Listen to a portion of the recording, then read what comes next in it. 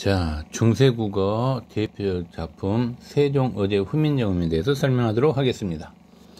자, 훈민정음의 갈래를 먼저 보도록 하겠습니다. 갈래는 당연히 아무나 쓴 걸 우리말로 풀어 쓴 거니까 번역문에 해당되겠죠.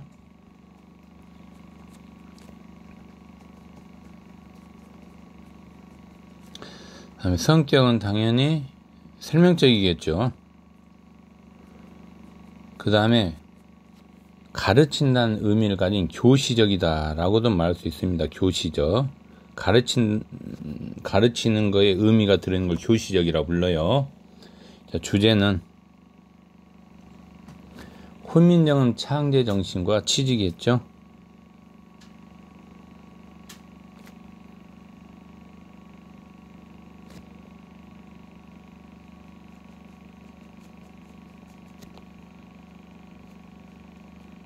이렇게 잡아주면 되겠습니다. 됐습니까? 자, 이제 내용 들어가도록 하겠습니다. 여러분 맨날 어렵다고 하는데 전혀 어렵지 않을 수도 있습니다. 그래서 잘 듣고 학교 내신이나 또는 수능 준비, 모의고사 준비 잘 하도록 바랍니다. 자, 들어가겠습니다. 세종언쟁, 훈민정음. 여러분 이런 글자 본 적 있어요? 없죠? 그죠? 아마 별로 없을 겁니다. 예를 들어 이런 단어들 여러분 생, 그 다음에 엉, 그 다음에 쟁, 요런 거. 이런 단어 여러분 본 적 없죠? 이 말은 무슨 말이냐면 종성이 없는 경우에 음가 없는 니응을 요렇게 사용한 거예요. 원래는 세잖아요. 근데 음가는 니응을 사용해서 생 이렇게 하고요. 그 다음에 어자인데 음가 없는 니응을 사용해서 엉 이렇게 사용하는 거예요. 이게 무슨 말이냐면 중국 온음에 가깝게 표기했던 동국 정운식 한자음 표기를 사용했다 이렇게 말할 수 있는 거예요. 자, 이 부분을 우리가 뭐라고 부른다? 잘 나옵니다. 중요해요. 동국 정운식 한자음 표기, 이런 걸 여러분이 꼭 잡아 주셔야만 됩니다. 그래야지 공부가 어떻게 되겠어요, 여러분? 좀 쉬워지지 않을까 그런 생각이 들죠. 그죠?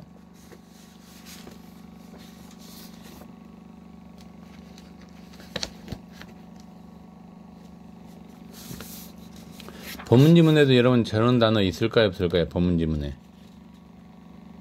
있죠?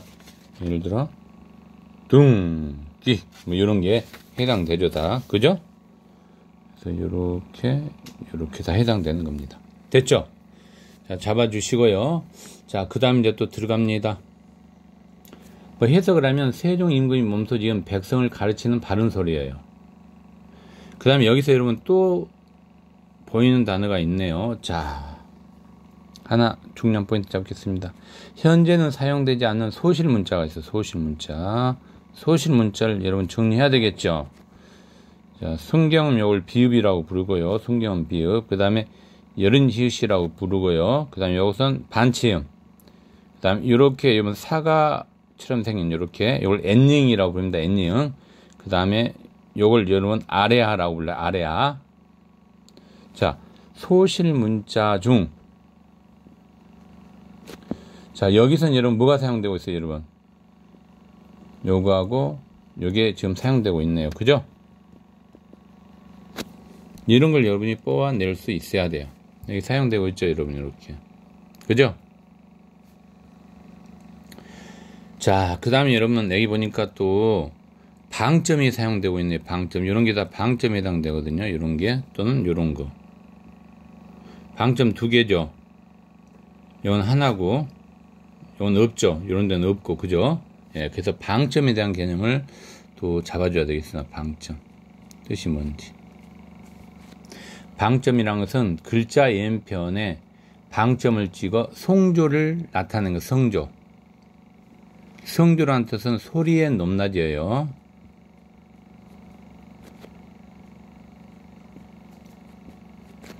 표시하는 거예요.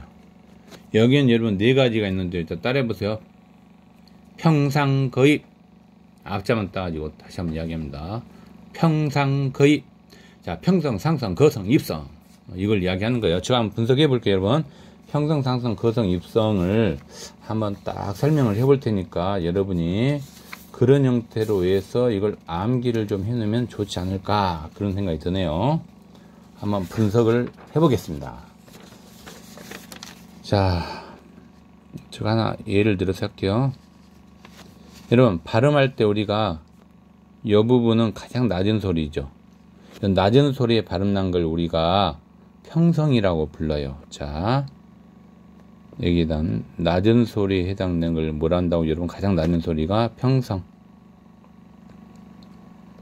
점이 하나도 없죠. 예를 들어 나란 말씀이 할 때 나 앞에 점이 하나도 없죠, 여러분. 이런 걸 우리가 낮은 소리. 그래서 나 이렇게 낮은 소리. 이걸 평성이라 합니다. 그래서 점은 하나도 없어요. 그죠? 그래서 이 점이 없는 걸 우리가 뭐라 하나? 무점이라고 부르죠. 무점, 점이 없기 때문에 무점.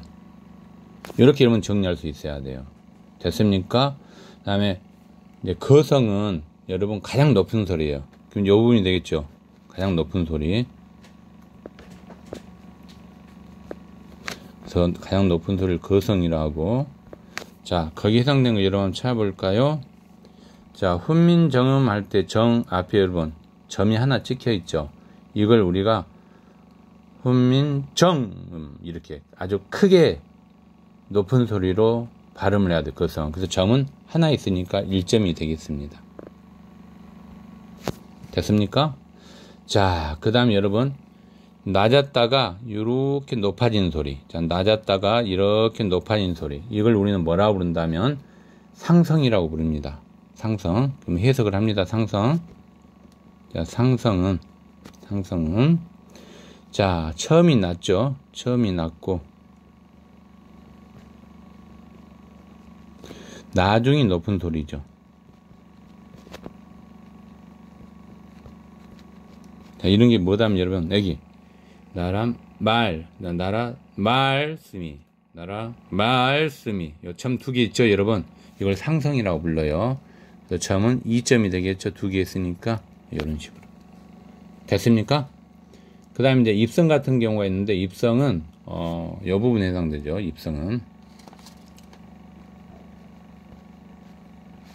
입성은 빨리 끝을 닫는 소리예요. 그래서 기역, 디귿, 비읍, 시옷, 니응으로 끝날 때 보통 우리가 입성이라고 하거든요.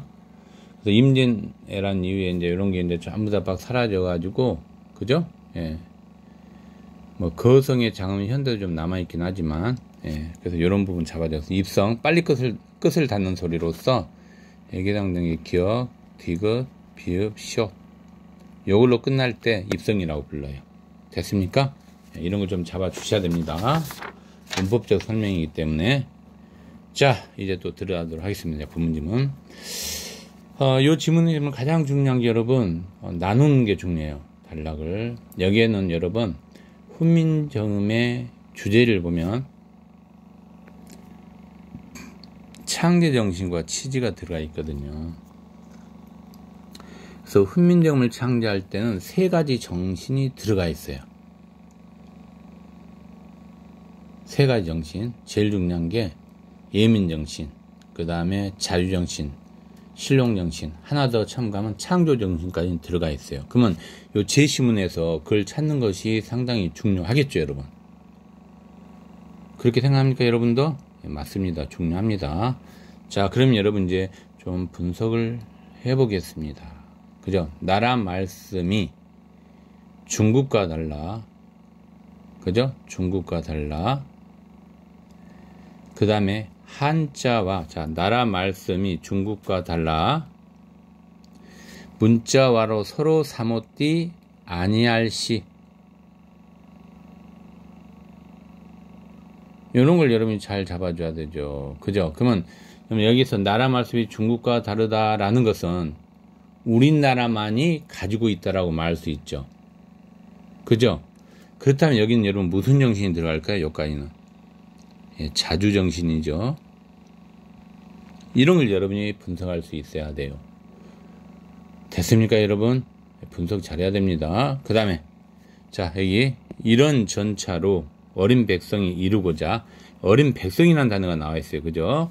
헐빼이시어도 마침내 조심해야 됩니다. 여러분에게 함정이 있어요. 자, 제 뜻을 실어 펴지 못한다. 그러면 자기 나라 여러분 자기 말을 잘 몰라서 자기의 생각을 펼칠 수 없다는 이야기예요. 그쵸? 자, 그 다음에 여러분 보세요. 이제 네 이를 이응하여 어여빈 여겨까지. 그러면 어여빈 여겨 이 부분 여러분 뭐예요? 여러분 어여비 뜻을 모르면 안 되겠죠. 옛날에 어여비는 가엾다라는 뜻이에요. 불쌍하다라는 뜻이에요. 그러니까 여러분 백성을 불쌍하게 생각하는 임금의 마음은 어떤 마음일까요? 애민정신이 되겠죠. 그래서 이 부분 여러분 애민정신 이걸 여러분 나눌 수 있어야 돼요. 됐습니까? 그 다음에 28글자를 만드노니 이건 만들었대요. 글자를. 이것은 오늘날 이야기하면 무슨 정신 여러분? 새로운 글자를 만들었으니까. 그렇죠? 창조정신에 해당되는 부분이 되겠습니다.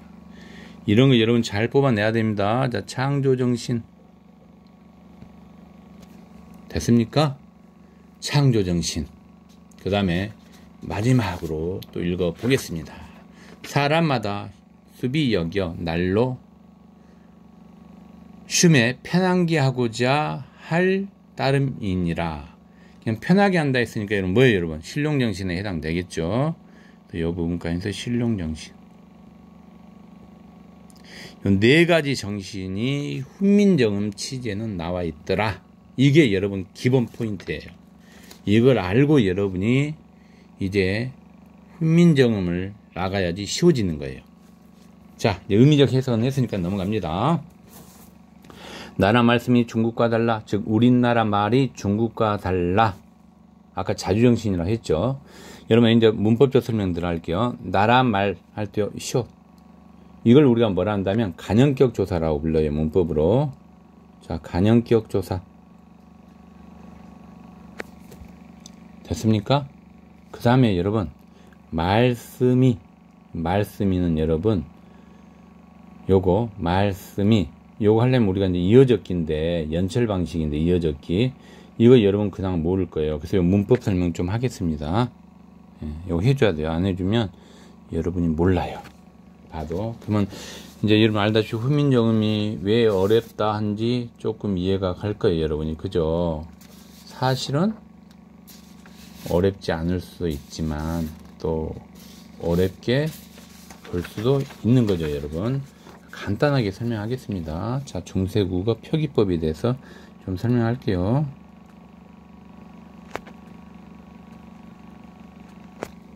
자, 1번에서 이어쓰기 이 개념을 좀 알고 있어야 돼요.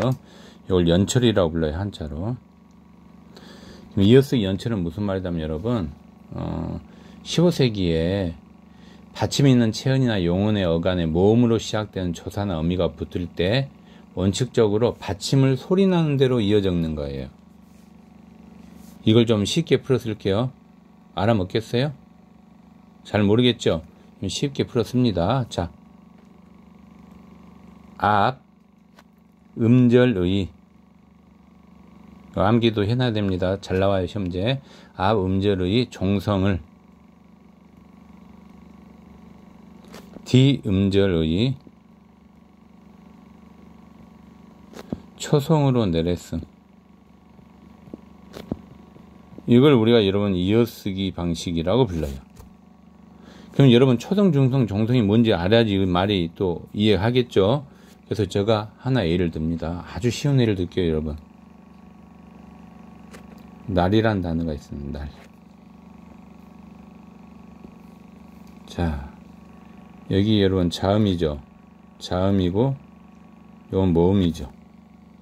첫 번째 자음 이걸 우리는 초성이라고 불러요. 초성. 초성은 자음입니다. 그 다음에 요 부분 뭐예요 여러분? 중성이죠. 중성은 모음이에요. 모음. 그 다음에 요건 날은 받침이잖아요. 받침은 종성이라고 불러요. 종성. 요것은 자음에 해당돼요. 이렇게. 이해됐습니까? 이걸 여러분 알고 있어야지 이어적기가 이제 해석이 가능한 거예요. 이어짓기 예문 하나 들어볼게요. 예문. 자, 어떤 예문을 들어주면 여러분이 좋겠나요? 자, 음절의 종성을 디음절의 초성으로 내려 쓴다 했어요. 그죠? 하나 예를 들어볼게요, 여러분.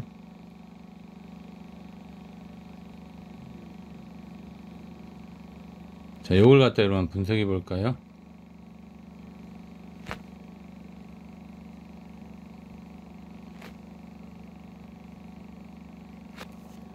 어때요, 여러분?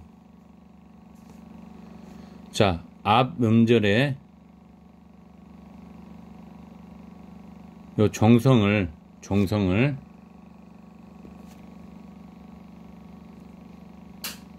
뒷 음절에 여러분 뭐로 내렸어요? 초성으로 내렸었죠, 이렇게. 그죠? 자, 앞 음절에 종성을 초성으로 내렸으면 이렇게 되는 거죠. 요게 초성으로 간 거예요. 앞 음절에 요 종성이 초성으로 이렇게 간 거죠. 이런 걸 뭐라 부른다? 이어쓰기라고 부른다. 됐습니까, 여러분? 이런 걸 여러분이 잘 잡아주셔야 돼요. 하나만 더 예를 들어보겠습니다.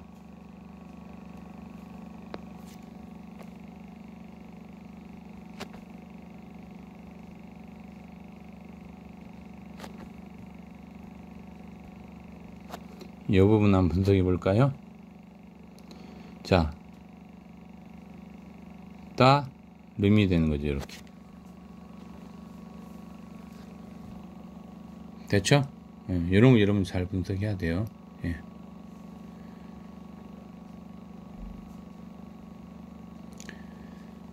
자, 이어쓰기가 끝났고요, 여러분. 그 다음 이제 거듭적기에 대해서 설명하도록 하겠습니다. 거듭적기.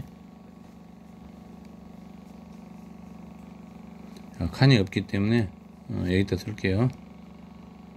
자, 거듭적기. 혼철이라고 부르고요, 거듭적기는. 혼철 또는 중철이라고 불러요, 한자로.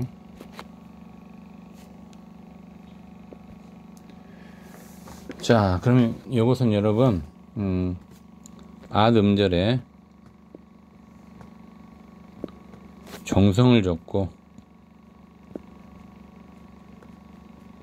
그 다음에 D 음절에 초성에도,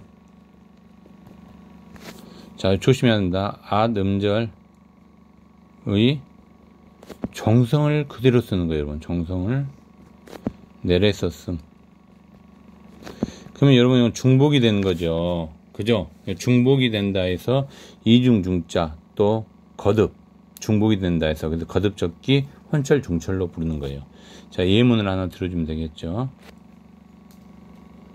자, 사, 남, 미. 여기서 여러분 어때요? 중복된 게 어떤 거예요? 여러분 분석해 보세요. 중복이 돼 있죠? 이렇게 이런 식으로. 그래서 아름절의 정성을, 자, D 음절의 초성에도 어때요, 여러분? 요 정성을 그대로 갖다 적는 거죠? 이런 걸 거듭적기라고 불러요. 이게 중복이 돼 있다라고 말하면 되겠죠. 됐습니까? 하나 더 해볼까요, 여러분? 하나 더. 자, 먹기. 이것도 마찬가지죠, 여러분. 자, 요거하고 요게 이렇게 중복돼 있죠? 이런 식으로. 됐습니까? 자, 그 다음에 하나 어려운 거 하나 또 적습니다. 이건 여러분 맞나 틀리나 확인해 보세요. 맞을까요, 틀릴까요? 예, 맞습니다. 왜냐면 여러분 우리 1학기 때 배웠던 문법이 있어요. 어떤 문법이 있었을까요, 여러분? 대표음이 있었죠? 그죠? 비읍, 피읍 같은 계열이죠? 그죠? 비읍, 피읍이. 그래서 같은 계열로 해당되는 요거 어때요? 똑같은 중복이죠. 같은 계열이기 때문에 비읍하고 피읍이. 그죠? 예, 대표음에 해당되잖아요. 그죠? 그래서 같은 계열이기 때문에 맞는 표현이 되겠습니다. 거듭적기. 이거 함정이에요. 신경 써야 됩니다. 예. 자, 이제 마지막으로 끊어적기 하겠습니다. 끊어적기. 세 번째, 끊어적기. 끊어적기는 되게 쉽죠, 여러분. 왜 쉬울까요? 분철이라고 부르는데. 자, 오늘날 말하고 똑같아요. 오늘날 우리가 쓰고 있는 말 있잖아요. 그게 끊어적기예요. 그래서 쉽죠. 자, 단어의 원래 형태를 밝혀 적는 것. 현대 표기법이죠. 자, 이제 예문 하나 들게요. 자, 아까 이야기했던 요 예문을 한번 볼까요? 요거. 자, 끊어적기에서 여러분, 요거, 먹기. 요거, 여러분, 먹기. 요거, 여러분, 현대어로 요 분석하면 어떻게 돼요? 쓸 때는, 먹이가 되는 거죠. 쉽죠? 그 다음 요것도 한번 분석해 볼게요. 기쁜을. 자, 현대어에서 어떻게 돼요, 여러분? 기운이죠. 이런 걸 끊어적기라고 불러요. 쉽죠? 끊어적기. 예, 요렇게 해서 우리가 아까 이야기했던 중세국어 표기법, 이어적기, 거듭적기, 끊어적기에 대한 설명을 끝냈습니다. 그러면 제가 이제 한번 예를 하나 들어볼게요. 여러분 분석해 보세요. 이제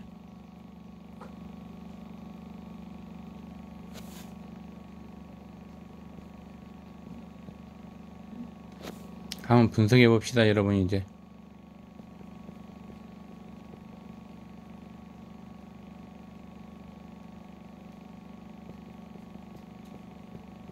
요 구분할 수 있어요? 요거 하나만 여러분 구분할 줄 알면 내용 정확히 이해했다고 말할 수 있어요. 자, 분석해 보세요, 여러분. 자, 아까 중복되어 있는 거 뭐예요, 여러분? 이거죠. 자, 중복되어 있으면 아까 무슨 적기였죠? 그렇죠, 거듭적기죠. 이렇게 분석하는 거예요, 여러분. 현대어 표기는 사람이죠? 그럼 아까 무슨 적기였어요? 끊어적기죠. 그 다음에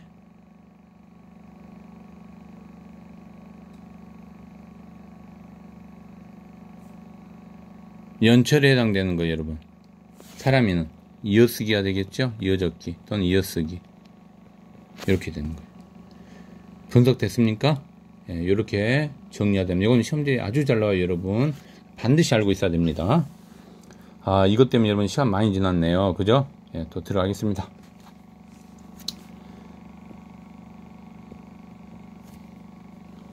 자, 나라 말씀이, 그럼 여러분 요건 이제 무슨 적기가 되는 거예요? 말씀이가 바로 나오죠. 이어적기죠. 연철. 이어적기가 이렇게 되는 거예요, 이게. 그죠? 오늘날은 여기 어떻게 되면 끊어적기로 분석하면 여기 밑으로 내려오죠. 말씀 이가 되겠죠. 예. 자, 이런 걸 여러분이 잡아주셔야 되고, 그 다음에 이 부분은 각자 병서죠. 병서법에는 각자 병서와 합영 병서가 있는데, 이렇게 시옷으로 가면 각자 병서가 되고요. 그다음에 다른 게 또 섞이면 또 합영 병서가 되는 거예요. 그래서 일단 나오면 또 설명할게요. 넘어가겠습니다. 자, 중국의 달아. 그럼 중국 예는 여러분요. 예. 자, 저사죠. 그럼 중국과 우리나라를 좀 비교하고 있으니까 이런 걸 비교 부사격 조사라고 부르겠죠. 비교 부사격 조사. 이렇게 되는 거예요. 됐죠? 자, 그 다음에 달아는 여러분요 조심해야 돼요. 달아는 요 분석해야 돼요. 요 달아 요 분석하면 이렇게 돼요. 아, 예.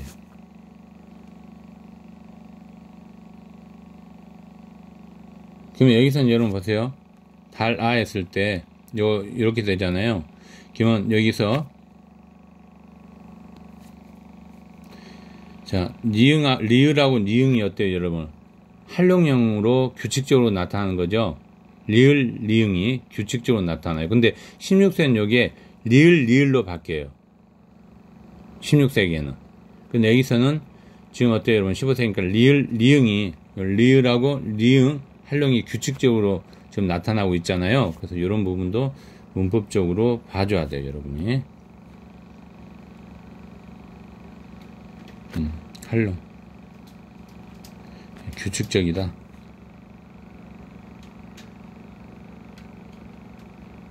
됐습니까? 예. 자, 그 다음에 문자와로 서로 삼었디 아니할시. 즉, 여기서 문자는 한자가 될 거고요. 한자와는 서로 통하지 아니하여서 이렇게 해석하게 되는 거예요. 그럼 여기서 여러분이 알다시피, 자, 요거. 여기 바로 뭐예요? 동국정운시 표기죠? 예, 요런 거 잡아주시고, 그 다음에 여기서 서르, 요 단어 조심해야 되는 서르. 서르는 여러분 지금, 여러분, 모음조화 배웠나요? 중학교 때? 모음조화를 기본으로 알고 있어야지만 저 내용이 이해가 갑니다. 자, 모음조화를 간단하게, 서류 때문에 모음조화를 또 간단하게 정리하겠습니다.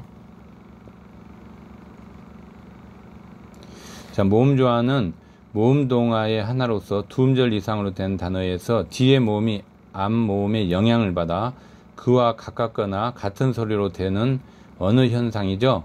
그래서 양성 모음과 음성 모음만 알면 끝나는 거예요. 시험대. 그래서 되게 쉬워요. 자, 양성 모음에 자주 쓰는 거 암기해야 돼. 이것은 자, 아래야 아, 오, 그 다음에 와,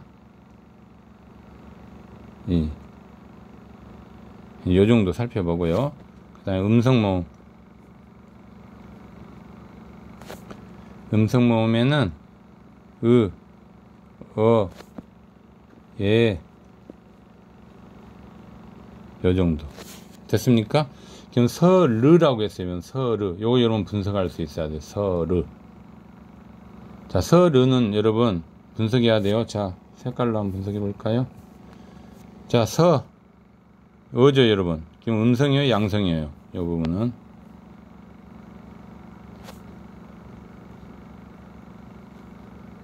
음성 모음이죠. 그렇죠? 예. 그래서 음성 모음이 될 거고요. 자, 요 르죠, 르. 요것은 여러분, 자, 음성이죠? 그래서 음성 모음과 뭐가 연결되어 있어요? 음성 모음이 연결됐다라는 것을 알 수 있죠. 이게 근거에서. 이런 걸 여러분이 잡아 주셔야 돼요. 됐습니까? 예. 그 다음에 사모띠. 요 사모띠는 여러분 팔종성법이에요. 팔종성은 8개거든요. 받침이. 아까 종성 이야기했잖아요. 경, 니은, 디을, 리을, 미음, 비읍, 시옷, 니응. 그래서 8개를 팔종성법이라고 불러요. 됐습니까? 원래 훈민정음 창제 초기는 정성부용 초성이었어요. 근데 이제 해례본 이후에 팔종성으로 이게 바뀌거든요. 그래서 이런 걸 팔종성법이라고 한다. 요거 됐죠? 시옷에 근거해서 팔종성법이라고 불러요. 사모띠 됐죠? 예. 자, 아니알시 그 다음에 또 있습니다. 이런 전차로 어른 백성이 니르고자 할 빼이셔도 그러면 자, 이런 까닭으로 어리석은 백성이, 어린이 어리석이라는 뜻이에요. 어린 백성이 말하고자 하는 바가 있어도. 그럼 이 어린에 대한 거 여러분 분석해 줘야 되겠죠, 어린. 자, 요걸 여러분 또 공부하려면 세 가지 개념을 알고 있어야 돼요. 의미 변화에는 의미 확대, 의미 축소, 의미 이동이 있거든요. 자, 그 개념을 시험지가 나와 있기 때문에 그거와 관련해서 보고 바로 들어가도록 하겠습니다. 3번 문제가 되겠습니다. 자, 봅니다. 단어의 의미 변화에는 축소, 확대, 이동이 있다. 됐습니까? 자, 여기는 여러분 의미 축소가 일어났다 했어요. 이 중생이 예전에는 이 중생이 한번 분석을 해볼까요, 여러분? 자, 보세요. 중생이라는 단어가요. 옛날에는요 모든 생물에 해당돼요. 모든 생물. 생물에 해당돼. 여기 여러분 오늘날은 뭘로 바뀌었어요? 인간으로 바뀌었죠. 그러면 모든 생물이니까 여러분 전부죠. 근데 인간은 하나죠. 그럼 2개 이상이 하나로 바뀐 거죠. 그럼 의미가 어떻게 됐어요, 여러분? 축소된 거죠. 이런 걸 의미 축소라고 부를 수 있어요. 그래서 여기 중생이 해당되는 거죠. 이런 거 여러분 잡아주셔야 돼요. 됐습니까? 의미 축소. 자, 그 다음에 여러분 또 보세요. 자, 의미 확대가 일어났대요. 확대. 그죠? 그럼 의미 확대 또 예를 들어 볼게요. 자, 세수의 경우 원래 손을 씻다예요. 세수가. 그죠? 세수란 말은 여러분 원래는 손을 씻다의 의미였어요. 손을 씻다. 요 세수가. 근데 오늘은 어떻게 되냐면 손과 얼굴 같이 씻는 거죠. 자, 손만 씻긴 게 아니고 얼굴도 씻어요. 그럼 한 개가 여러분 늘어난 거죠. 2개 이상으로. 그죠? 그럼 이거는 음이 뭐예요, 여러분? 학대가 되겠죠? 늘어났으니까. 학대. 이렇게 여러분 분석할 수 있는 거예요. 됐습니까? 그 다음에 여러분 잘 보세요. 의미가 변하지 않고 여러분 새로운 것이 되는 거예요. 자, 다시 한번 의미가 변한 게 아니고, 자, 의미가 축소되거나 학대되지 않고, 다시 이야기합니다. 의미가 축소나 학대되지 않고 새로운 곳으로 그냥 바뀌는 거예요. 이 새로운 곳으로 바뀌는 걸 우리가 뭐라 하나? 의미 이동이라고 불러요. 개념적으로. 됐습니까? 그럼 의미 이동에 관한 거 제가 하나 분석해 볼게요. 또 여러분 보세요.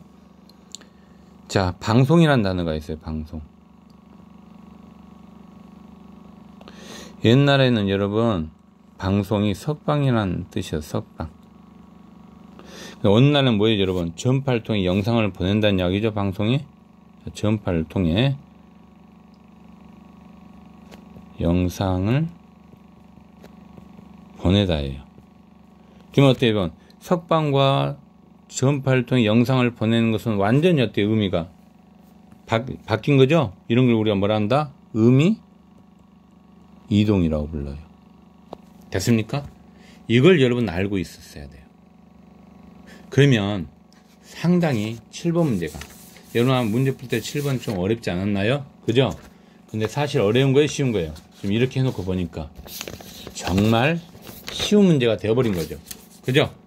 자, 그럼 답이 여러분 몇 번일까요? 한번 분석을 좀 해보는 게 좋지 않을까요? 그죠?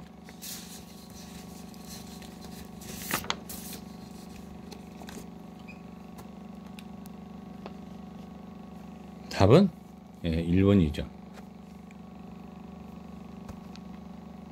자, 말씀의 경우가 여러분 옛날에는 일반적인 말이에요. 여기에 분석하면 옛날에는 일반적인 말이에요. 근데 이게 여러분 어때요, 여러분? 오늘은 말의 높임말로 쓰인 거죠?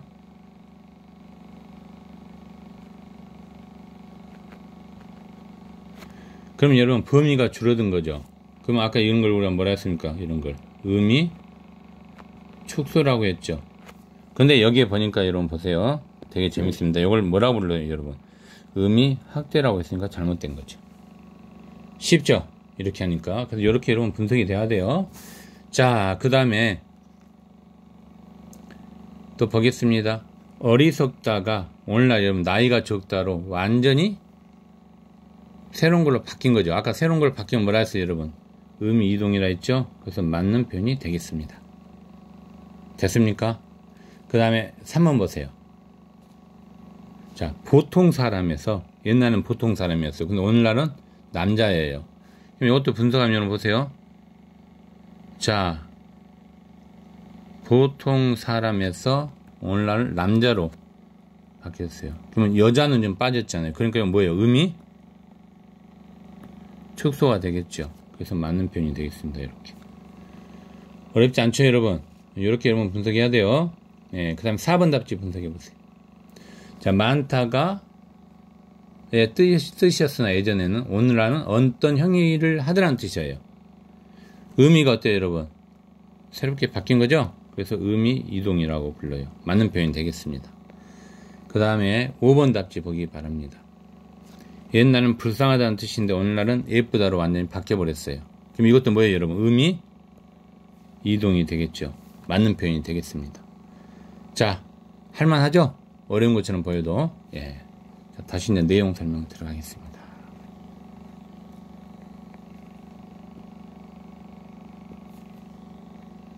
됐습니까? 예. 자, 그럼 이제 어린을 여러분이 이제 아주 쉽게 여러분이 찾을 수가 있겠네요. 어린은 뭐예요, 여러분? 그러면 어린은 어리석다 해서 나이가 어리다로 간 거잖아요. 그죠? 그래서 어리석다가 나이가 어리다로 갔으니까 이건 뭐예요, 여러분? 의미가 바뀐 거죠. 그래서 의미의 이동이 되겠죠. 이동. 예. 됐죠? 이런 걸 잘 분석해야 됩니다. 그 다음에 이르고저 조심해야 돼. 이르고저. 이르고저는 여러분 잘 보세요. 자, 여기 오늘날 어떻게 바뀌었어요, 여러분? 이르고자. 이르고자 해도 상관없어요. 이르고자로 바뀌었어요. 그럼 이렇게 바뀐 것은 여러분, 니은이 니응으로 바뀐 걸 우리 뭐라고 불러요, 여러분? 니은이 니응으로 바뀐 걸. 네, 두음법칙이죠. 그럼 이때는 두음법칙이 적용 안 됐고, 오늘날은 두음법칙이 적용된 거죠. 그쵸? 예. 그래서, 이때 당시엔 두음법칙이 적용이 안 돼 있어요. 그죠? 오늘날은 두음법칙이 적용돼 있는 거고. 이런 거 여러분 분석해야 돼요. 됐습니까? 예, 할만하죠. 예, 홀빼이셔도, 예, 된 소리가 좀 드러나네요. 그죠? 자, 그 다음, 마침내 제 뜻을 실업펴디 못할 놈이 하니라. 해석합니다, 현재. 자, 요것은 여러분, 마침내란 뜻이죠. 마침내. 이거 조심해야 돼요. 제자는 여러분, 요건 해석을 하면 자기의가 되는 거예요. 자기의. 조심해야 돼요. 제가 여러분, 여기서 자기의로 해석될 때, 저 플러스 이잖아요. 이때 여러분, 이걸 우리는 뭐라고 부르나 하면, 간형격 조사라고도 부르겠죠. 그죠? 저 플러스 2로 해석될 때 이게 저 플러스 2로 해석되면 이게 간형격 조사다라고 말할 수 있어요. 됐죠? 그 다음 뿌슬, 이거 조심해야 돼요. 뿌슬. 자, 요거 여러분 분석해 볼까요? 자, 아까 요 이야기했어요, 여러분. 요 얘는 자 이렇게 가죠. 그럼 뭐예요, 여러분? 이어적기죠? 예, 이렇게 쓸 수 있는 거예요. 그래서 훈민정음 이어적기가 자주 사용되고 있죠. 연철 방식이. 됐습니까? 자, 그 다음에 여러분 조심해야 돼요. 아까 어두자음군이라는 단어를 여기서 소개합니다. 어두자음군 뜻이 뭐냐면요, 단어의 첫머리에 둘 이상의 자음의 연속체를 어두자음금이라고 불러요. 자, 자음의 연속체를 뭐라고 부른다? 어두자음근이란다. 자음을 옛날에는 닷소리라고도 불렀어요. 예, 그래서 어두자음근. 그러면 이 부분이 여러분 바로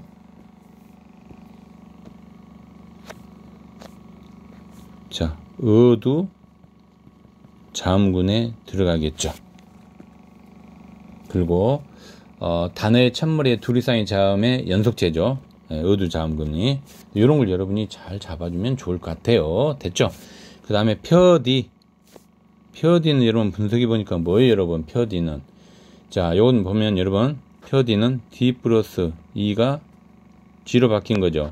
그래서 이것은 어떻게 돼요, 여러분? G로 오늘 바뀐 거죠. 오늘날은. 그럼 모음 2의 영향으로 뭐가 일어난 거예요, 여기에 여러분? D가 G로 바뀌었으니까. 구개음화죠? 예, 이런 걸 여러분 잡아야 돼요. 이때는 구개음화가 적용 안 됐고, 오늘날은 구개음화가 적용된 거죠. 여기서는. 이런 걸 여러분 잘 분석해야 돼요. 됐습니까? 예. 그래서 여기서는 펴디는 구개음화가 일어나지 않았다라고 말할 수 있죠. 근데 오늘날은 구개음화가 일어났죠. 펴지 했으니까. 이런 걸 여러분 잘 잡아줘야 돼요. 예를 들어 여러분, 또 혹시 아세요, 여러분? 자, 뭐 해돋이도 마찬가지겠죠. 그 다음에 또 하나 보겠습니다. 여기 뭐, 여기 뭐, 간형사형 어미죠. 간형사형 어미, 이것도. 예. 자, 간형사형 어미고요. 그 다음에 노미, 요거 조심해야 돼요. 노미. 자, 노미는 여러분 분석해 봅시다, 여러분. 자, 고전에서 여러분 요거 내려봐요. 그럼 어떻게 돼? 오늘날 해석은 노미가 되죠. 그죠? 그러면 요것은 노미로 만약 했을 때 현대에서는 끊어적기가 되지만 여기서 노미는 어때요, 여러분? 이어적기죠? 그래서 이어적기가 되는 거예요. 됐습니까, 여러분? 이런 거 여러분 분석을 잘 해야 돼요. 됐죠? 그 다음 놈은, 요 노미가 여러분 놈이잖아요. 또 분석해 볼게요. 놈은, 여러분 보세요. 놈은. 자, 일반적인 사람에서 남자에 해당되잖아요. 그러니까 여러분 뭐예요? 의미의 축소가 일어나고 있는 거죠? 의미의 축소, 의미 축소가 일어나고 있는 거죠. 일반적인 사람에서 오늘날은 남자에만 해당되니까 의미 축소. 됐습니까? 예, 이런 거 잘 잡아야 돼요. 자, 한이라는 여러분 한자로 많다라는 뜻이에요. 많다. 그럼 중세국에서 여러분 하다는 크다, 많다, 이대하다는 뜻이에요. 그래서 여기서는 한이라 했을 땐 많다라는 뜻이다. 됐죠? 예. 이를 잉하여 어여삐 여겨 새로 28글자를 맹구논의 했어요. 그러면 내가 이것을 위하여 여러분 어여삐 요거 해석 잘해야 되죠. 자, 가엾게, 옛날에는 가엾게였어요. 생각하여 28글자를 만들었다 해서 아까 요걸 우리가 여러분 아까 이야기했죠. 자, 가엾게 생각했다 해서 요걸 우리가 아까 뭐라 했어요, 여러분? 예민정신이라 했죠. 그죠? 이런 걸 여러분이 잘 분석해야 되죠. 예민정신. 자, 가엾비 여겨, 예민정신. 그럼 어여삐에 대해서 분석이 돼야 되겠죠. 자, 어여삐를 먼저 하겠습니다. 어여삐가 여러분, 자, 옛날에는 가엾다예요. 그죠? 여기 오늘날은 예쁘다예요. 그럼 어때? 의미가 완전히 바뀌었죠? 이런 걸 뭐라 한다? 의미? 이동이죠. 완전히 바뀌었으니까. 됐습니까? 예, 잡아주시고. 또 해석됩니다. 네는 여러분 분수가 뭐예요? 나 플러스 2죠. 그럼 나 플러스 2는, 요 2는 뭐예요, 여러분? 주격조사죠? 이런 거 여러분 분석할 수 있어야 돼요. 주격조사. 됐습니까? 그냥 잉하야, 닝. 요건 여러분 뭐예요? 동국 정음식 한자음 표기가 들어가 있는 거죠, 얘도. 운시 한자음 표기가 들어가 있다. 됐습니까? 예. 닝 임가가 좀 없는 거죠. 예. 그 다음에 새로 28글자를 맹근온이 했어요, 여러분. 새로 28글자를 만든다는 것은 새롭게 만든 거니까 무슨 정신이에요, 여러분? 창조 정신이 들어가 있죠? 요거 하나 잡아주시고요. 그 다음에 여기서 또 문법 설명이 하나 있어요, 여러분. 스물, 요 분석 잘 해야 돼요. 혹시 여러분 아세요? 온순모음화라고 혹시 아시나요? 온순모음화 개념을 또 잡아줘야 돼요, 여러분. 온순모음화. 이거 설명하기 위해서. 온순모음화. 온순모음화 뜻이 뭐냐면요, 입술 소리인 브브프. 이렇게 때 많이 했죠, 여러분. 무브프. 미음, 비읍, 피읍의 영향으로 평순모음인 이가 온순모음인 뭘로 여러분 바뀌는 거예요? 우죠. 우. 그래서 온순모음화 뜻은 이가 여러분 뭘로 바뀐 거예요? 우로 바뀐 거예요. 근데 여기는 여러분 뭐가 올 때? 입술 소리에 해당되는 비읍. 자, 입술 소리에 해당되는 미음, 비읍, 피읍이 왔을 때 의가 우로 바뀌는 거, 이걸 온순모음화라고 불러요. 됐습니까? 그러면 스무가 여러분 여기 있죠, 여기. 이제 분석해 봅시다. 이거 여러분 되게 쉬워요. 자, 요 부분, 요 부분이 오늘날 여러분 뭘로 바뀌었어요? 뭘로 바뀌었어요? 여기 여러분 물이죠. 됐습니까? 그러면 여러분, 자, 요 의가 뭘로 바뀌었어요? 우로 바뀌었죠. 우로. 그죠? 그럼 의가 우로 바뀐 걸 뭐라 한다? 온순모음화예요. 됐습니까? 이런 걸 여러분이 뽑아 주셔야 돼요. 어려운 거 아니죠? 그럼 여기서는 여러분 어때요? 온순모음화가 적용되지 않는 거죠, 이 부분은. 그죠? 예, 적용되지 않았고, 오늘날은 적용된 거죠, 온순모음화가. 이렇게 여러분 분석이 돼야 되는 거예요. 됐습니까? 예, 중요합니다. 자, 그 다음에 28글자를, 28자죠. 초성 17자와, 그 다음에 여러분 다 알 거예요, 그거. 중성 11자로 구성되어 있죠. 자, 그 다음, 사람마다 히어슈빈 여겨. 사람마다 히어슈빈 여겨. 여러분, 이것은 모든 사람들로 하여금 쉽게 익혀서 라는 뜻이에요. 그러면 여기서 히어, 이거 잡아줘야 되겠죠, 히어. 여기에 여러분 사동이나 피동 만들 때 이거 사용했던 거예요, 사동, 피동. 만들 때 사용했고요. 근데 여기서 이제 슈비라는 뜻을 알면 돼요. 슈비를 분석해 볼까요, 여러분? 요거 분석하면 이렇게 돼요. 슈2가 여러분 시2로 갔다가 여기 오늘날 10기회로 바뀌었어요. 이렇게. 그러면 여기는 여러분 뭐가 들어가 있어요? 성경은 비읍이 들어가 있죠. 아까 성경은 비읍 한번 이야기했습니다. 요거 현재 사용하고 있어요? 안 사용하고 있어요? 현재 사용되지 않죠. 소실 문자는 여러분 5개가 있어요. 현재 사용되지 않는 고전의 소실 문자 5개. 성경은 비읍. 그 다음에 또 뭐 있어요, 여러분? 여린이읍, 그 다음에 반치음, 엔니응, 아래야. 요 5개가 있는데 여기 해당되는 요거 성경은 비읍. 요 부분이 여러분 현재 사용되지 않는 문자죠. 그죠? 이런 거 여러분 잘 봐줘야 돼요. 됐습니까? 자, 이제 이해했을 거로 생각하고 또 넘어갑니다. 자, 마지막 날로 슈메 편안기에 하고자 할 따름이니라. 여러분 슈메 요것도 아까 여러분 한번 했던 거죠. 날마다 쓰는데 편하게 하고자 할 따름이다. 실용정신이 들어가 있고 요 분석하면 여러분 요렇게 되죠. 보입니까? 그 다음에 여기 어떻게 돼요? 요 미음이 요 내려오잖아요. 그죠? 예전에 보면 요 글 분석하면 이렇게 되는 거죠. 그죠? 그러면 요것은요, 음은 여러분, 미음이 있을 때 명사형 음이라고 불러요. 문법으로. 무슨 말이냐면, 여기 미음이 올 때 명사형 음이라고 불러요. 됐습니까? 자, 그러면 이것은 우리가 분석해보면 어떻게 돼요, 여러분, 이것은? 음성 모음 플러스, 그죠? 양성음 다 해야 되죠? 그래서 모음 조화가, 지켜지고 있다. 뭐, 요런 형태들을 우리가 또 찾아볼 수 있는 거죠. 예. 그 다음에 또 하나 보겠습니다. 편안키. 요거. 그럼 편안이죠. 정신적인 편안함을 의미하죠. 그 다음에 여러분 요거. 아까 이거 했을 겁니다. 할, 따름이니라. 요거 아까 여러분 분석할 때 온 무슨 적기였어요? 이어쓰기죠? 이어적기 또는 이어쓰기. 됐죠? 그래서 이런 걸 여러분이 좀 잘 해야 되지 않을까라는 생각이 드네요. 자, 또 하나 이런 질문 던질까요? 자, 요 부분에서 여러분 하나만 더. 자, 여기 요건 여러분 아까 어디에 해당돼요? 여기서 기억나세요? 예, 어두자음군이었죠. 어두자음군. 그런 문법 개념 잘 잡아야 돼. 어두자음군. 그죠? 자, 요거와 관련해서 여러분 어두자음군 좀 시간은 없지만 하나만 더 분석합시다. 괜찮겠죠? 자, 어두자음군.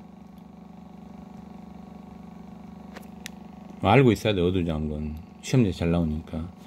자, 뜻은 단어의 첫머리에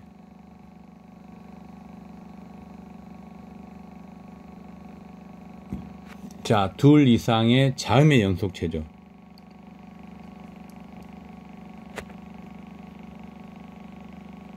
자음의 연속체다란 말이 중요해요. 요 자음의 연속체, 자음을 옛날에는 닷소리라고 불렀어요. 자, 여기는 여러분 어두자음계는 두 가지 유형이 있어요. 비읍계하고 그 다음에 비읍 시오계 요 부분이나 합형병서가 나오거든요. 이걸 할 땐 합형병서를 잡아줘야 돼요. 자, 합형병서. 자, 대표의 요 비읍계의 대표적인 예의 합형명사 한번 분석해 볼게요. 자, 요렇게 이러면 돼요. 비읍시옷, 비읍격, 비읍디귿, 요런 거. 그 다음 비읍시옷계의 합형명사는 요렇게 돼요. 요런 글자가 예전에 있었어요. 그 대표 예가 지금 여기 있잖아요, 여러분. 슈메. 그죠? 슈메도 있고, 그 다음에 또 이런 예 하나 들어볼까요? 예문. 이것도 여러분 해당되죠? 이 부분이. 어두자음. 비읍디귿. 그러면 어때요? 비읍디귿이니까. 비읍기에 해당되는 거죠? 이런 거 여러분 잡아주셔야 돼요. 됐습니까? 예. 자, 이렇게 해서 여러분, 훈민정음, 여러분이 그 어렵다고 이야기하는 훈민정음을 그래도 다 끝냈네요. 그죠? 이거 상당히 어려운데, 예, 현대에 다 나와있죠? 그래서 하긴 하시고, 이걸 그래도 어쨌든 여러분 다 끝냈어요. 그죠? 5번 문제 보도록 하겠습니다.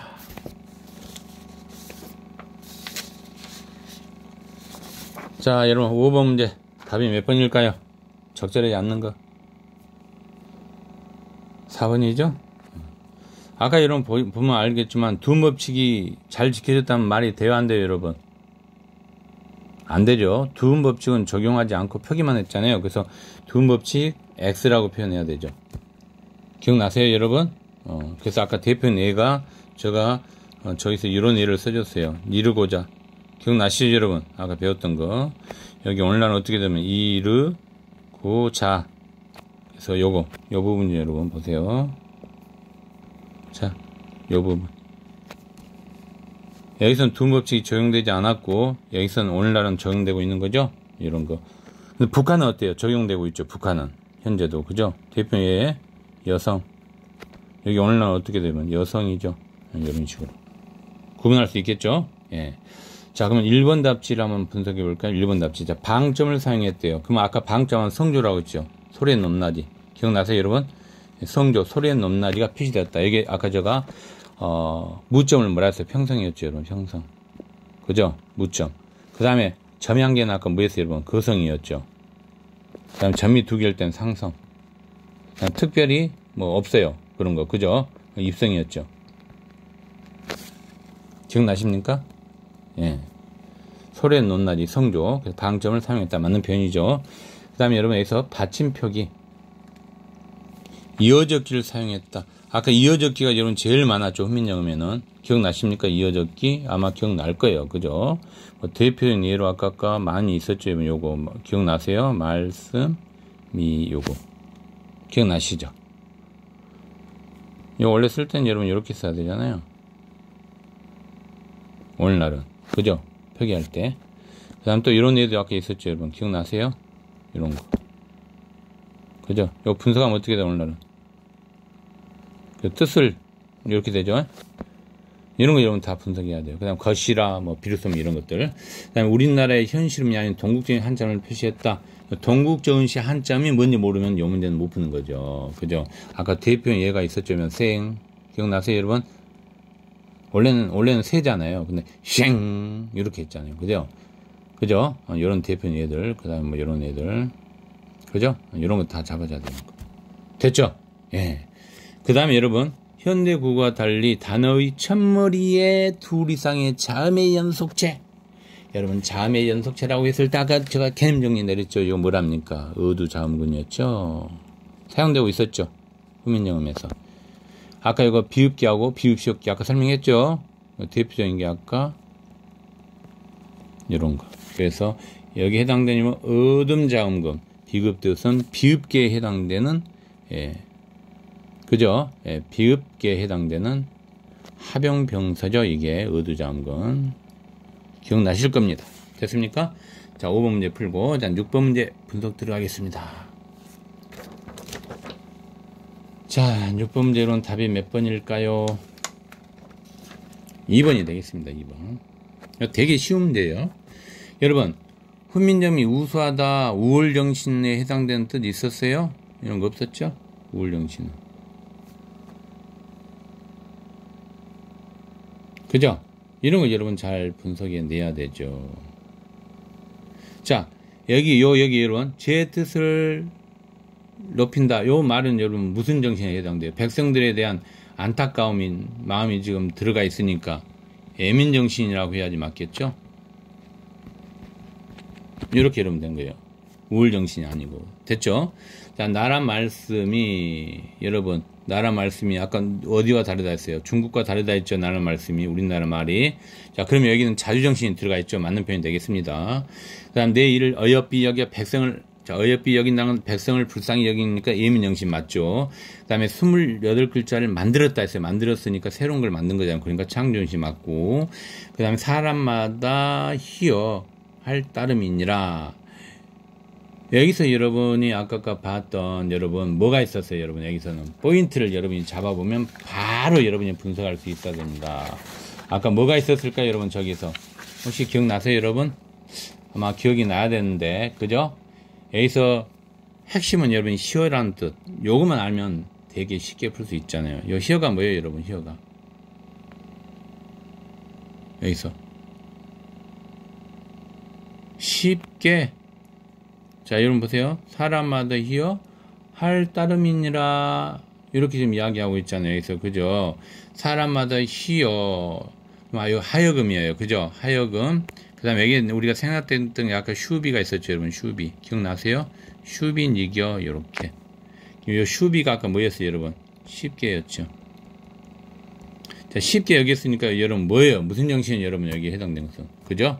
실용정신이죠. 됐습니까? 이런 걸 여러분이 잡아줘야 돼요. 그 다음에 또 편안하게 또 만들었고 이렇게 하겠으니까.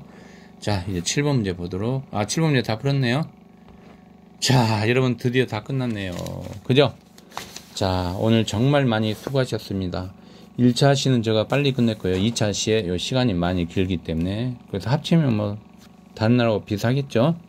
2차 시가 이건 여러분 정말 원리를 이해하고 암기를 잘 해놔야 되겠습니다. 사실은 제가 시간이 더 있으면 고대국어, 중세국어, 근대국어의 의문론, 형태론 품사론 이런 걸 다 분석한 다음에 특징을 적어주고 그 다음에 요 예문들을 하나하나 적용시키면 좋은데 그 정도의 시간이 지금 있지 않아서 최대한 시간 안에 끝낼 수 있게끔 생각을 좀 해가지고 여러분에게 가르쳤습니다. 예, 어쨌든 저도 최선을 다해서 가르쳤습니다. 여러분 한 학기 동안 방과 후 너무 고생 많으셨습니다. 마지막 앞으로 복습도 잘하고 또 2학기 거 좀 준비해서 공부하고 해서 개학하면 또 만나 뵙겠습니다. 이상입니다.